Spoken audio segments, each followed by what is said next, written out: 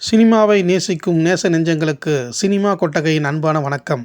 1936ஆம் ஆண்டு வெளியான அனைத்து படங்களையும் வரிசையாக பார்த்து வருகிறோம். அந்த வரிசையில் இப்போது நாம் காண இருக்கும் திரைப்படம் மிஸ் கமலா என்ற படமாகும்.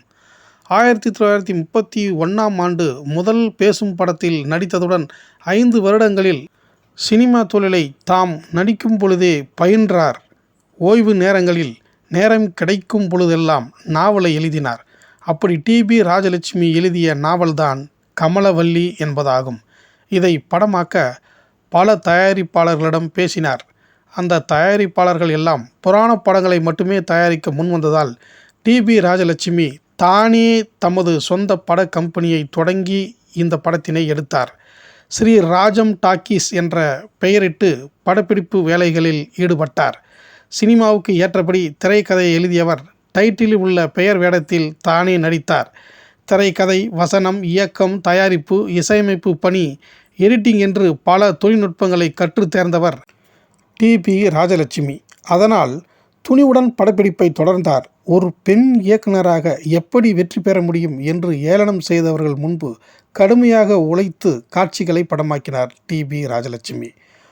இந்த படத்தில் தனது கணவன் டி.வி. சுந்தரம், பேட்லிங் சி.எஸ்.டி. சிங், வி.எஸ்.வி. மணி, டி.பி. ராஜகோபால் மற்றும் ஸ்டண்ட் நடிகர் ராஜு ஆகியோருடன் நடித்ததுடன் படத்தை விரைவாக எடுத்து முடித்தார்.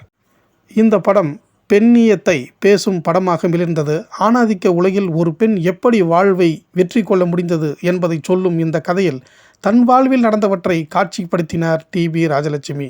இனி இந்த படத்தின் கதை சுருக்கத்தை பற்றி பார்ப்போம். கமலாவும் கண்ணப்பனும் காதலர்கள். கமலாவின் பெற்றோர் இவர்களது காதலை ஏற்பதில்லை. கமலா கட்டாய திருமணமாக ஒரு மருத்துவரை மணக்கிறாள். திருமண நாள் முதல் இரவில் கமலா தனது கணவனிடம் காதலை மறைக்காமல் சொல்கிறாள்.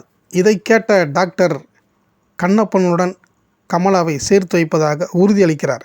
திடீரென்று வீட்டை விட்டு காணாமல் போகிறார் கமலாவின் கணவர். அக்கம் பக்கம் உள்ளவர்கள் எல்லாம் கமலாவை கண்டபடி பேசுகிறார்கள். மனம் சரியில்லாமல் தாய் வீடு சென்ற கமலாவை அவர்களும் அனுமதிக்க மறுத்து வெறுக்கிறார்கள். மனமுடைந்த கமலா தன்னை காத்து கொள்ள வேலை தேடுகிறாள். கடைசியாக ஒரு முயற்சியாக தனது முன்னாள் காதலன் கண்ணப்பனை சந்திக்கிறாள். காதலன் கண்ணப்பனோ வேறொரு பெண்ணை திருமணம் செய்து கொண்டு நிம்மதியாக வாழ்வதாக எடுத்துரைக்கிறார்.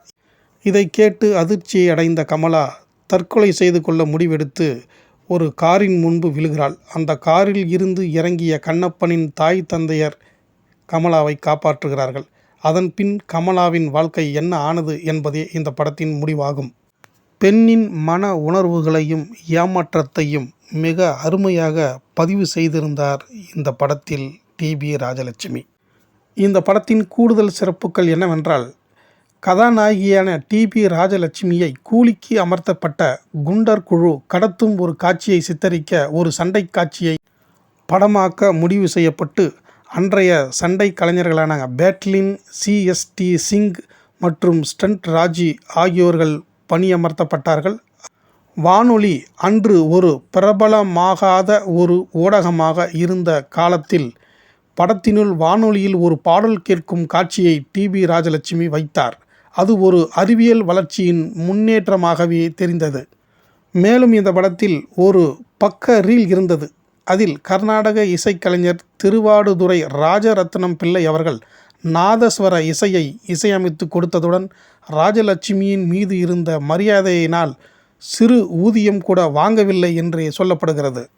இப்படியாக பல போராட்டங்களை சந்தித்து மிஸ் கமலாவை திரைக்கு கொண்டு வந்தார் டி.பி. ராஜலட்சுமி. படம் எதிர்பார்த்த வெற்றியை பெறவில்லை என்றாலும் அன்றைய சூப்பர் ஹிட் இயக்குனரான எல்லிசார் டங்கன் மிஸ் கமலா படத்தை பாராட்டியதுடன் அன்றைய உலக சினிமாக்களுள் இந்த படத்தினை பற்றி உயர்வான தகவல்களை பதிவு செய்துள்ளதாக தகவல்கள் இருக்கின்றன. 1926ஆம் ஆண்டில் இந்தியாவின் முதல் பெண் இயக்குனரான பத்மா பேகத்திற்கு பிறகு இந்தியாவின் 2வது பெண் இயக்குனர் என்ற பெருமையை நமது டி.பி. ராஜலட்சுமி பெற்றார். அது மட்டுமன்றி தென்னகத்தின் முதல் பெண் இயக்குனர் என்ற பெருமையை நமக்கு பெற்றுத்தந்த டி.பி. ராஜலட்சுமி அவர்களையும் அவரின் படைப்பான மிஸ் கமலாவையும் போற்றுவோம், பெண்ணியத்தையும் போற்றுவோம். இனி இதே 1936ஆம் ஆண்டு வெளியான மற்ற அனைத்து படங்களையும் அடுத்தடுத்த வீடியோவில் தொடர்ந்து பார்ப்போம். நன்றி, வணக்கம்.